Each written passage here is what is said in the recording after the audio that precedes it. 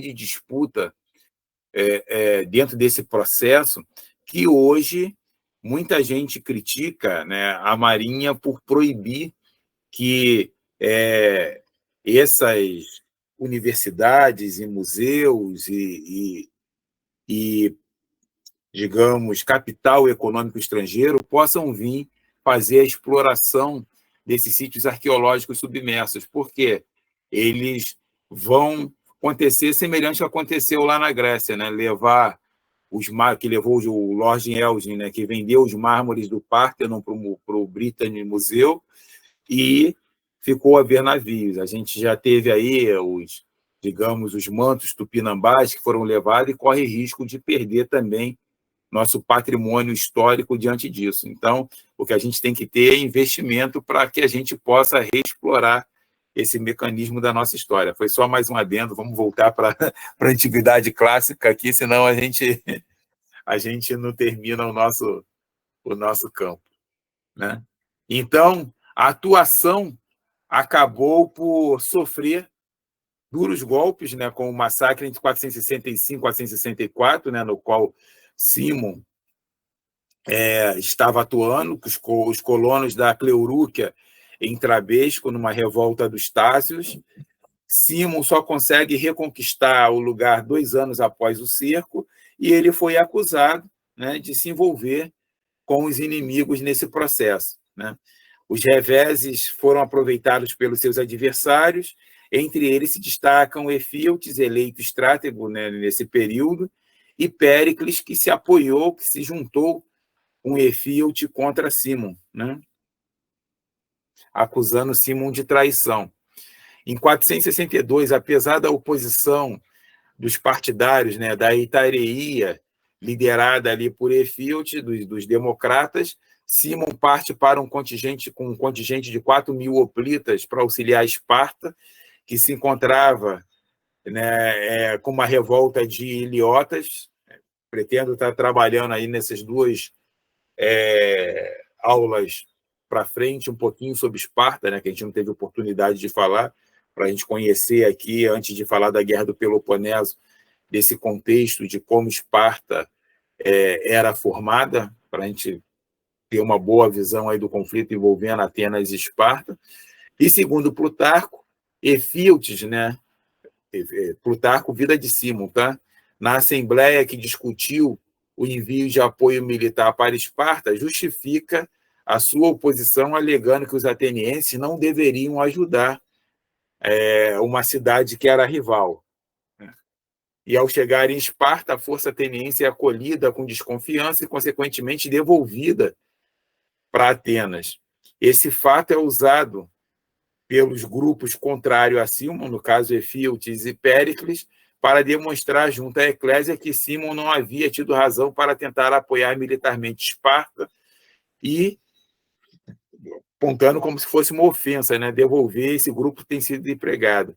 Na sequência desse episódio, Simon perde sua influência, credibilidade, e ainda em 462, Efíaltes, aproveitando a ausência de Simon, lidera um movimento que preconizava reformas internas, pedindo a aprovação da lei, tirando o poder do Areópago. Efíaltes, com seus partidários, considerava que Atenas se encontrava na mão da aristocracia e o Demos não tinha possibilidade de participar do governo. Ele vai se insurgir contra as forças do Areópago, tá? Então, buscando desacreditar aquele órgão, Efíaltes e Péricles começam com processos individuais contra alguns dos membros do Areópago, acusando eles de corrupção. Com o apoio da Eclésia, há uma série de medidas reduzindo drasticamente os poderes do Areópago e privando de suas funções legislativas, deixando-lhe apenas o direito de julgar casos de homicídios e crimes religiosos. Um ponto interessante, eu vou dar uma pausa aqui para destacar, tá? Olha para o cenário político brasileiro. A gente tem aí disputa envolvendo STF, Câmara dos Deputados, né? Governo, poder executivo através do governo federal. É interessante para a gente olhar essas movimentações políticas aqui. Eu não estou dizendo aqui tomando partido de nenhum dos pontos, mas para a gente analisar, né, no tabuleiro, e foi um comentário até que a Admara fez na aula anterior, né, a respeito de Temístocles, que ela ficou aqui comovida, achando que, por ingratidão, né, o ostracismo de Temístocles, e eu citei que na história a gente não tem vítimas, a gente não tem algozes, a gente tem movimentação dos grupos políticos e que alguns serão derrotados e outros vitoriosos, tá? A democracia, o sistema político, a gente vê como movimentações das forças políticas e não, né, digamos ali, no final, né, se da disputa entre o mar e o rochedo, quem se dá mal é sempre o marisco, né? Os menos poderosos são os mais prejudicados aqui, ou aqueles que são usados como massas de manobra.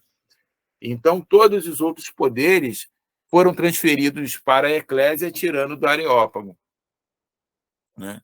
Então, o fato importante é que essa reforma, ao enfraquecer a autoridade dos que tinham poder de inviabilizar as medidas que atendessem a população menos provida de recursos na polis, abria caminho para futuras respostas.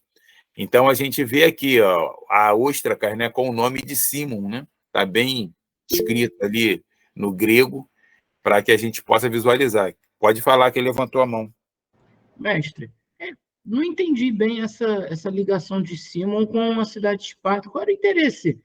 De qual forma seria interessante, benéfico para Atenas, né, ajudar Esparta numa revolta de povos tributários de Esparta, né, os ilotas? Muito estranho. Vamos lá, né? Uma coisa que eu falei, a gente ainda não passei esse contexto da sociedade espartana, e por isso que é importante, porque fica às vezes essas lacunas. O que acontece? Esparta era uma polis oligarca, mas não oligarca no sentido ateniense. Oligarquia em Atenas são as elites que enriqueceram, elite emergente, que enriqueceu através do comércio. Em Esparta, é o sentido lato, né, do termo oligoi, o poder na mão de poucos. O que acontece? Você tem aqueles que são espartanos, que são aqueles que não resistiram aos invasores dórios, né, no período chamado período das trevas, né, entre o século XI e século IX, que vai se estabelecer a polis, criar a polis de Esparta através das guerras messênias no período arcaico, e você tem os esparciatas, que são os descendentes desses dórios que invadiram o Peloponeso e estabeleceram, né, nas guerras contra os messênios, estabeleceram a polis de Esparta.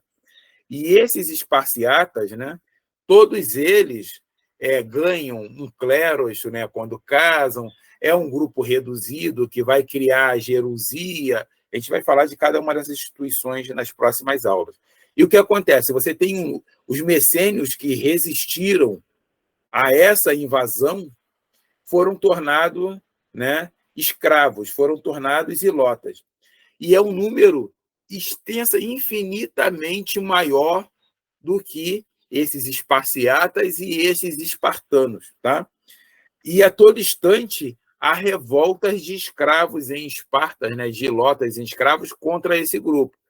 E por que é que Simon vai apoiar? Porque esses grupos, eles são extremamente oligarcas no sentido de poucos deter o poder, e Simon, através do Areópago, veem que é uma força aristocrática, veem com bons olhos a Constituição espartana. A República de Platão é aristocrata, né? Ele não é um oligóio emergente. Platão, ele vem da linhagem dos alquimiônidas, ele é um alquimiônida. Os escritos da República de Platão é uma elégia, né? É um elogio a essa constituição, a essa politeia espartana, né? De que os guerreiros, né, os jovens sejam levados a ver os combates de perto, é uma perspectiva espartana, de que as mulheres participem dessa defesa da polis, como acontece na Politeia espartana, de que os filhos sejam filhos da polis, porque em Esparta você vai ter um dispositivo de que, se você está em campanha, né, um irmão, um tio, alguém da família, pode ter lá relações com a sua mulher, né, ou até mesmo, no caso, se não tiver ninguém da família, né, um escravo de confiança, para que você não tenha a sua geração interrompida, pode ter relações com a sua esposa, gerar o filho, e você, quando voltar, você vai criar esse filho como seu, porque foi feito de acordo com a manutenção, né, da, da cidadania e manutenção da sua linhagem familiar, né? Então, essa ideia, por exemplo, vai ter lá um dispositivo semelhante na República de Platão, de que os filhos serão filhos da polis e todos criarão eles como iguais, ninguém vai tratar a diferença e todos terão amor por todas as crianças, né? Então, quando Simon ele vai apoiar, por quê? Porque há interesse de que, em dado momento, você estabeleça, né, essa oligarquia no modelo espartano em Atenas, que foi as duas tentativas de golpe oligárquico em Atenas foi com apoio de Esparta, nesse sentido aí, né? Então, eu não sei se eu te respondi ou se eu consegui iluminar para você o porquê que Simon, em dado momento, ele vai apoiar, porque essas alianças aconteciam a todo instante. O próprio Péricles ele tinha alianças, né, com os reis espartanos dentro desse sentido aí. Por favor. Entendi, perfeito. Tá? É complexo, mas a gente tem que entender esses grupos aqui. É como, por exemplo, né, vamos aqui, já que eu sou da história comparada, eu peço aqui, vou recorrer ao Detienne, né, no comparar o incomparável, né, que permite a gente fazer essas comparações no tempo e espaço, a gente fazer como que os Estados Unidos da América, que se diz o país da liberdade, a maior democracia mundial, apoiaram governos ditatoriais no Cone Sul aqui durante a década de 60, 70, né? Porque é zona de influência e eu não quero perder minha zona de influência, né? E aí você tem essas buscas, né, desses grupos eles estratificarem, né, os seus modelos políticos nessas regiões aí. É uma situação inusitada porque você vê ali, depois da Guerra do Peloponeso, né, Atenas é derrotada por Esparta e vai se estabelecer em Atenas um governo chamado Governo dos 30, tá? Os 30, que é uma oligarquia pró-Esparta. E esse grupo vai começar a prender e matar gente à beça em Atenas. Atenas vai se articular com Corinto, Argos e Beócios, né, contra Esparta. Vai se criar a Liga de Corinto aí. Então, em 378, os fortes que são localizados no norte de Atenas, na região de Oropos, é uma região que sempre foi disputada, uma zona de fronteira que sempre foi disputada entre atenienses e beócios de quem era a região. Esses fortes vão ser usados de modo conjunto pelas duas polis, né, contra Esparta, né?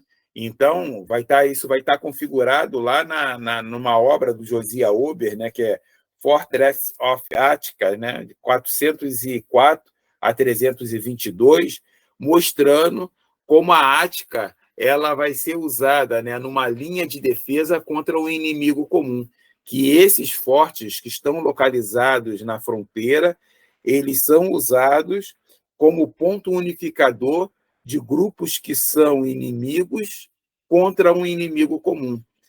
É complicado, né, a gente falar aqui, a sua pergunta é bastante pertinente, mas para a gente entender que dentro do jogo político não tem ideologia eugênia, né, pura, imaculada. Você vai se unir contra aquele que um dia foi seu adversário, contra um inimigo comum. Por isso que no jogo da ciência política, a gente não tem amigos, a gente tem aliados, né? O seu inimigo hoje pode ser o seu aliado amanhã, e o seu aliado hoje pode ser o seu pior inimigo.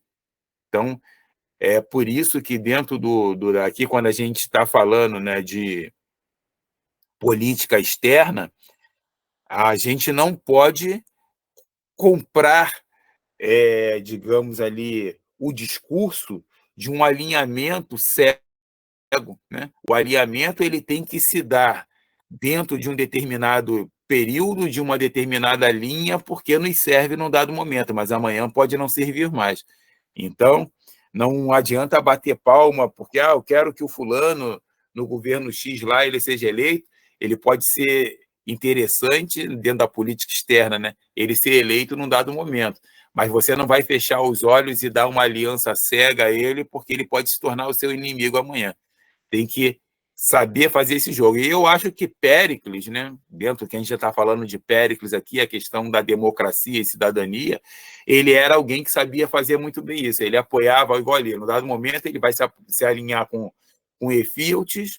Quando Efíaltes, né, consegue poder, ele se desloca um pouco de Efíaltes e apoia o outro grupo, para poder exatamente ele não ficar dependente na sombra de ninguém. Fui claro aqui, gente? Ficou confuso essa questão? Perfeito, mestre. É o jogo de poder das elites, né? Elas se Sim, sim, ajudam, né? sim. E aí vem a grande questão. O povo, ele soube também articular nessa questão aqui, o Demos, mas num dado momento, né, o Demos ele não tinha uma visão estratégica política para longo período, né? E, num dado momento, deu tiro no pé, né? Como, por exemplo, a condenação dos 10 estrátegos na Guerra do Peloponeso, na Batalha de... Putz, me fugiu o nome da batalha aqui, que foi ali perto da ilha de Lesbos. Arginusa, tá? Foi documentada por Xenofonte, né, na Batalha de Arginusa. Depois da batalha, eles condenam 10 estrátegos no momento crucial, isso em 406, tá? Em crucial da Guerra do Peloponeso. Em 405, o Pireu ele é cercado por mar pela marinha persa e por terra pelo exército espartano.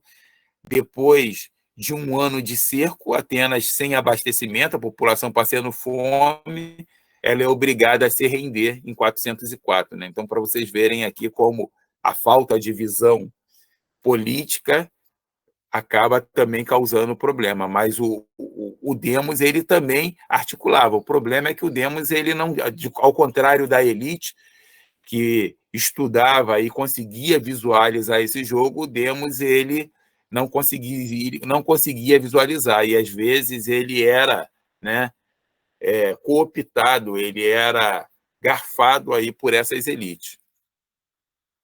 Ao regressar para Esparta, de Esparta, Símon tenta afirmar oposição às reformas que tiraram o poder do Areópago e fracassa, e o revés foi bem aproveitado pelos seus adversários em 461, no qual ele é alvo de um processo de ostracismo e condenado ao exílio por 10 anos. Né?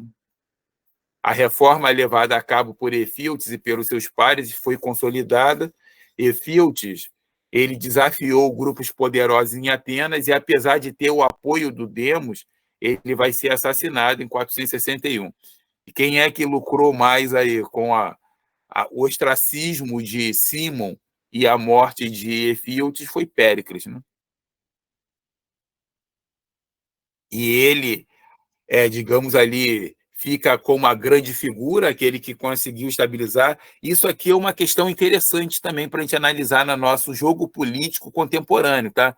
Porque o bom político, gente, não é aquele que se contrapõe às forças, mas aquele que sabe equilibrar essas forças aqui, consegue manter muito bem o diálogo. Porque a gente tem por hábito falar assim, o camarada ele tem mesmo que acabar com as elites, acabar com isso, aquele outro, porque o sujeito que ele se contrapõe, ou ele vai ser morto, ou ele vai ser condenado a alguma coisa, e não vai conseguir nada. Tem que ser o sujeito que seja moderado, que saiba equilibrar muito bem essas forças aí. Tá?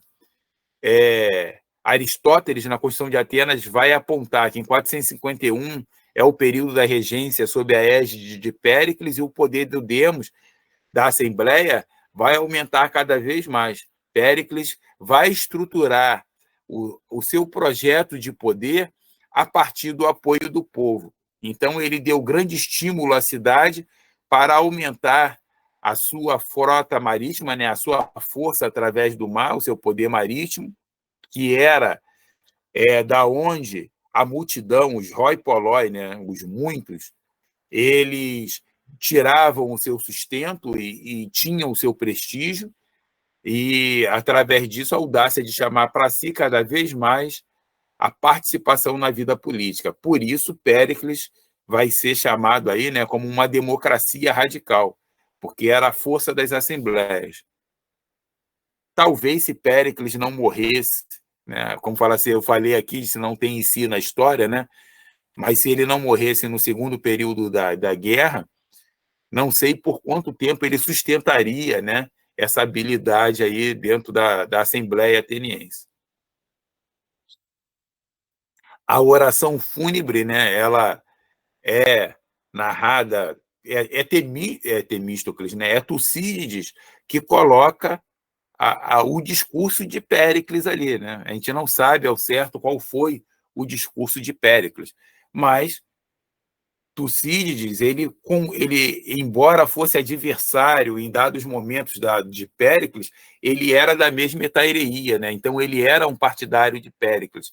E a sua oração fúnebre, né, no qual ele sedimenta o poder do demos, da massa,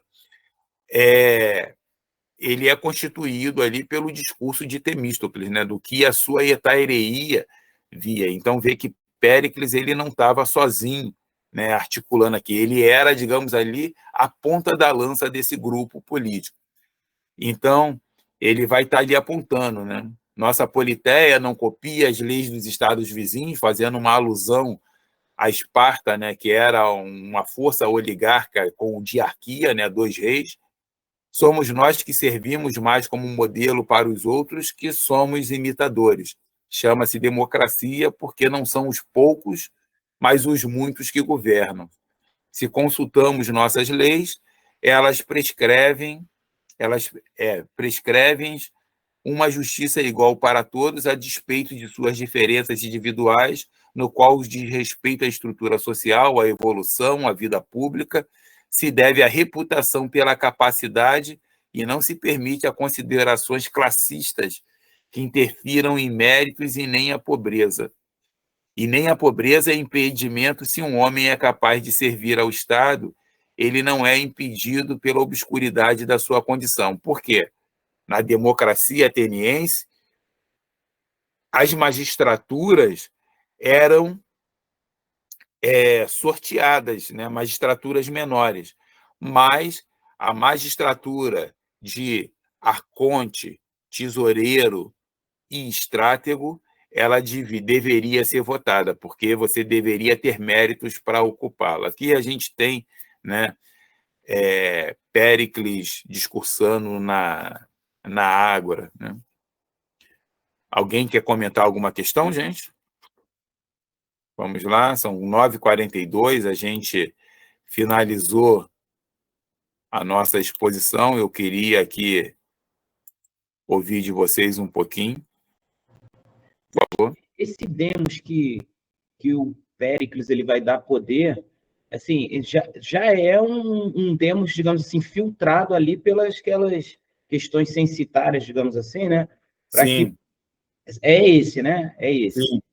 Sim. Tá? Mas aí a gente entende como demos, tá? Aqueles que não são membros, né, da aristocracia e da oligarquia, tá? Então, você já tem um grupo ali, inclusive, que começa a ganhar recursos, que começa a articular a política. O seu apontamento, Abel, ele é interessante porque, com a morte de Péricles, quem é que assume o lugar dele, né? É Cleon, que é um membro da oligarquia, né? Que queria extinguir a democracia. Para você ver como que eu falei desse jogo que a massa acompanhava, que a oligarquia em Atenas, que era esse grupo emergente, eles eram loucos para reduzir a cidadania e boa parte desse demos não ter participação, mas ele é eleito pela massa como substituto de Péricles. Né? É uma questão contraditória. Você vai entender, né? A política ateniense, é necessário atenção, é necessário que você faça os estudos de caso a todo instante e não generalize. Também a própria sociedade ateniense, assim, qual experiência política assim, de participação popular eles tiveram, né? Durante a história deles? Praticamente muito pouca, né? Então, assim, estava em muito pouco. Eu acho que tiveram mais do que nós aqui no Brasil, né? Não, eu não estou falando de ironia, não, é porque é engraçado. Mas é porque, igual ali, você vai ter com Solon, né? 494, início do século VI. Eles ganham visibilidade como segmento social. É Teta e Gêusita. Embora esse Gêusita ele tenha, né, toda uma ritualística que é aristocrática, porque ele tem condições de ter uma armadura hoplística. É como a gente fala assim, aquela classe média aqui no Brasil que se acha parte da elite porque tem, né, digamos ali, ele é dono de um pequeno restaurante, né? Ele é dono de uma padaria,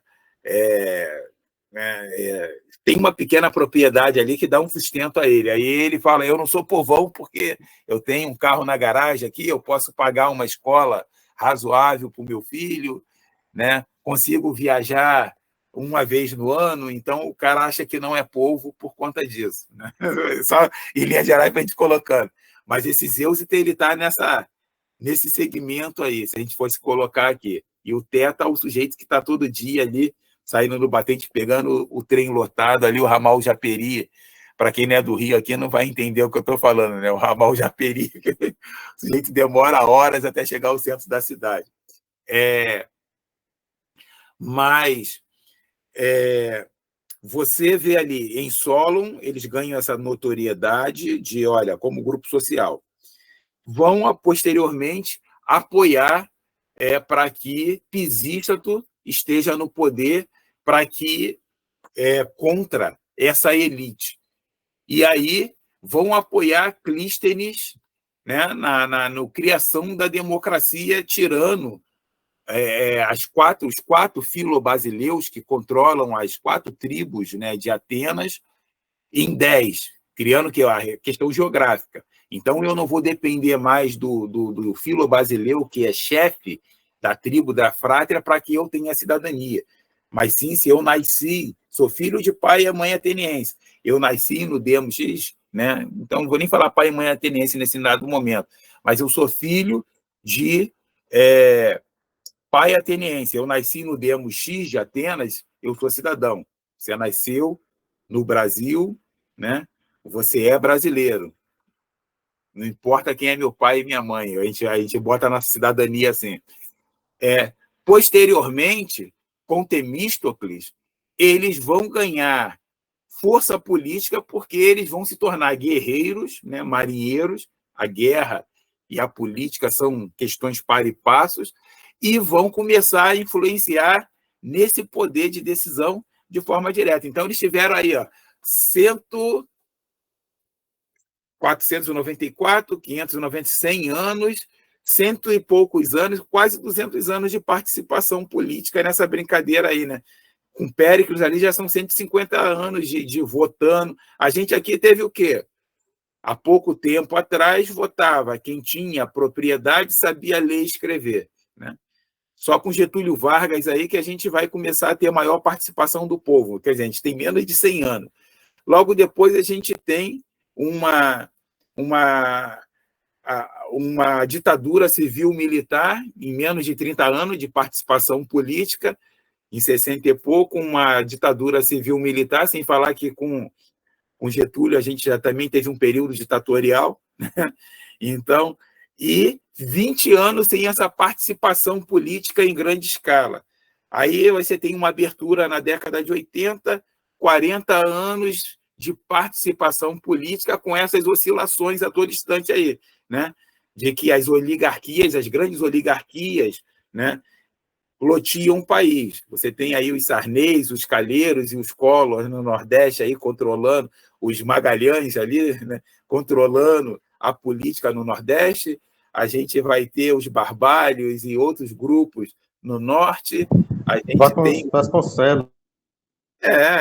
Vasconcelos, né? A gente tem grupos que estão no Centro-Oeste controlando tudo, outros grupos no Sul, outros em Minas, aqui, né, no Sudeste, Rio, São Paulo e Minas, com os grupos políticos ali se revezando. A gente fala do café com leite da Primeira República, mas a gente tem as representatividades dessas oligarquias através dos seus partidários, controlando, chegando à presidência através desses grupos aí. Então, o que a gente tem de participação política? Os atenienses tiveram muito mais do que a gente, né, dentro dessa participação política direta. A gente ainda está engatinhando aí para aprender o que é mobilizar politicamente, né? A toda hora a gente é garfado por grupos que se dizem inimigos e que se unem, e você fala, pô, como é que... Não vou mais votar nesse cara porque ele se uniu com fulano. Daqui a pouco ele diz que virou inimigo e daqui a pouco se alinha de novo, e assim vai. Sem contar também, professor, no nosso Brasil aqui, quantos presidentes terminaram, né, o seu mandato efetivamente? Sim, desde a abertura, né, a gente teve, né, fala assim, o Itamar ocupou o lugar do Collor, que foi o primeiro eleito de modo direto. O único que terminou os governos mesmo foi o Fernando Henrique, né, que, aliás, né, deu um balão, né, através daquela questão lá da reeleição, o balão no Itamar, que a ideia era eles articularem ali para que o Itamar terminasse um governo seu propriamente dito. Então, quer dizer, a gente ainda está no limiar dessa participação política, está muito incipiente. Talvez aí as gerações para frente tenham mais maturidade do que das nossas gerações aí dentro dessa participação política. Fala, Júlio. Professor, no caso, era só para remeter ao primeiro argumento sobre o que a gente estava falando antes, né?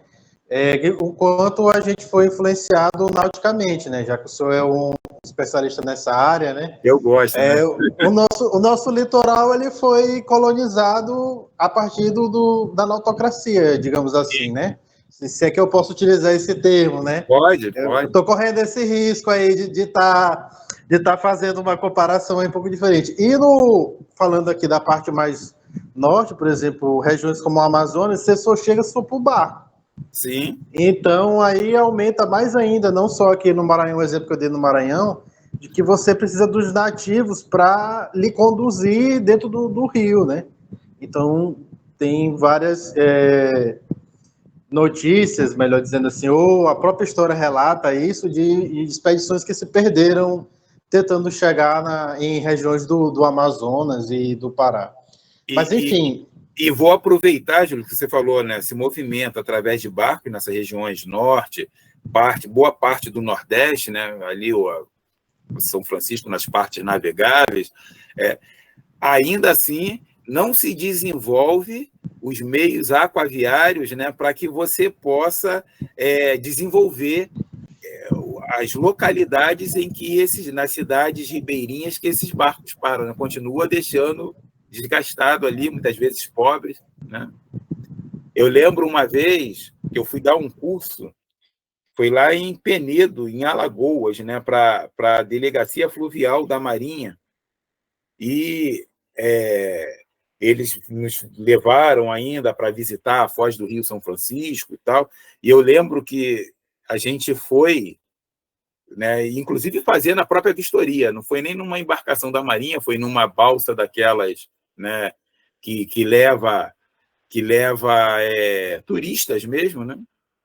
Estava junto com a guarnição da Marinha que fazia essa fiscalização, e um dos guias turísticos ali, ele estava falando da contrariedade, né? Estava já esse processo de transição do Rio-São Francisco, e ele estava falando do medo com a transposição de que a água chegasse, né, somente na terra dos, como a gente falou aqui, desses oligarcas, desses coronéis ali que controlam a política, e eles se tornassem ainda mais dependentes disso, né? Eu não sei, eu não estou lá vivenciando de perto para saber como é que ficou. Que a gente só ouve o que a imprensa filtra, né? Quem está vendo de perto tem maior propriedade para falar, né? Então é isso. Mais alguém, gente? Eu acho que o Maurício quer falar aí, mas eu tenho uma pergunta sobre a aula. Fala, ô Júlio.